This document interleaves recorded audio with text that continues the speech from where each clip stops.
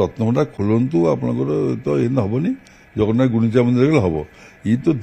ପିଲା ଘର ଖେଳ ହେଇନି 4 ଦିନ 5 ଦିନ ଆପଣ କରିଦେବେ এটা ମିନିମମ୍ 3-4 ମାସ ଲାଗିବ କାରଣ ତା ଭିତରେ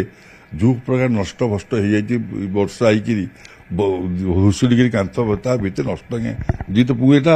100% କହୁଛି ଏବଂ ଏହାପରେ ଲୋକ ବି ଜାଣିଗଲେଣି ପାଣି ପଡ଼ି ଏମିତି ହେଇଛି ବୋଲିକା ରତ୍ନଭଣ୍ଡାର ସୁରକ୍ଷିତ କଥା ମୁଁ ଆଜି ଆପଣଙ୍କୁ କହିଲି ଏଇ ଜଣେ ଅଫିସର କହିଲେ ଯେ ଚାବି ହଜିଗଲା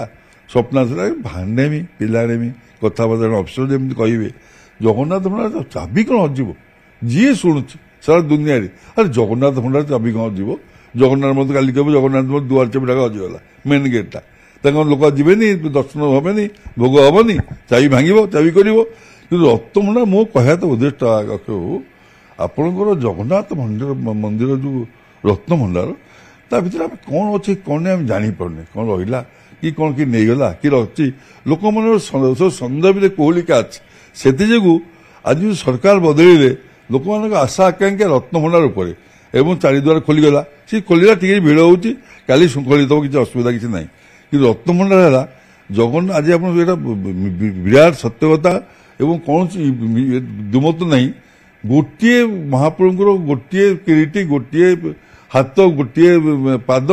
ସାରା ବର୍ଷ ଯାନିଯାତ୍ରାରେ ମହାପ୍ରଭୁ ପିନ୍ଧୁଛନ୍ତି ଏଇଟା କେତେ ଦୁଃଖଦାୟକ ଘଟଣା ଆପଣ କହୁନାହାନ୍ତି ସୁନାବେଶ ମାନେ ଜଗନ୍ନାଥ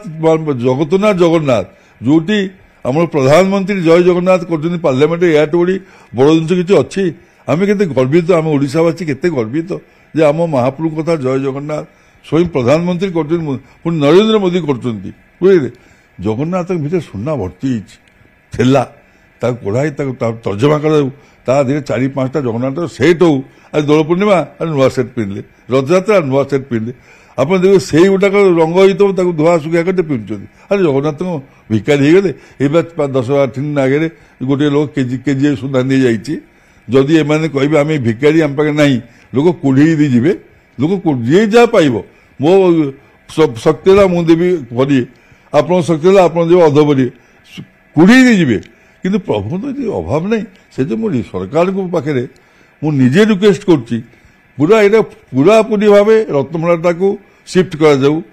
ଜିନିଷପତ୍ର ଅନ୍ୟ ଜାଗାକୁ ସିଫ୍ଟ କରିବା ଭଙ୍ଗା ଯାଉ ପୁରା ଆମେ ପାସ୍ କରିକିରି ଭଲ ଭାବେ କେଉଁ ଯୁଗ ଜିନିଷ ହଜାର ବର୍ଷ ତଳ ଜିନିଷ ସେ ଖୋଳା ହେଇକି ସୁନ୍ଦର ଭାବେ ରତ୍ନଭଣ୍ଡାର ଷ୍ଟ୍ରଙ୍ଗ ହେଇକି ଗୋଟେ ହଉ ତା ଭିତରେ ରହୁ ପ୍ରଭୁଙ୍କର ଏଇ ଯୋଉ ଡେଲି ହୁଣ୍ଡୁରୁ ଭାଜୁ ସୁନା ହେଲା ତା ସେଇଟାକୁ ହିସାବ ନିକାଶ ନେଇଯାଉ ସରକାର ତାପରେ ଗୋଟେ କମିଟି କରନ୍ତୁ